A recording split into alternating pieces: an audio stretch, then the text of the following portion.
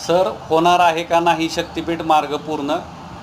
खात्रीशीर सांगा, कारण की पाईपलाईनचे काम करायचे आहे 4 एकरमध्ये. कृपा करून धाराशिव जिल्हा मराठवाडा विभाग आणि संयुक्त मोजणी होणार आहे का नाही धाराशिव जिल्ह्यात. तर त्याच्यावरती मी उत्तर दिलेलं आहे की गोरगरिबांच्या GST म्हणजे डायरेक्ट किंवा इनडायरेक्ट टॅक्सेसमधून ह्यांच्या पगारी चालू आहेत. काही नाही, त्या खुर्च्या गरम करायला नाही ठेवलेलं त्यांना. कचेरीत अर्ज देऊन गारानं मांडावे. सक्षम पीठासीन अधिकारी, जिल्हाधिकारी दर्जाचा. जिल्हाधिकाऱ्यांना बाकीचे कामं असतात रुटीन, तर हे जमीन अधिग्रहणासाठी वेगळी पोस्टिंग असते.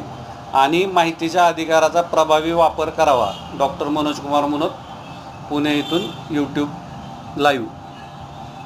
बाकी व्हॉट्सअप नंबर 9307616630, गुगल पे, फोनपे 9421340948. धन्यवाद. म्हणण्यासारखी परिस्थिती नाही.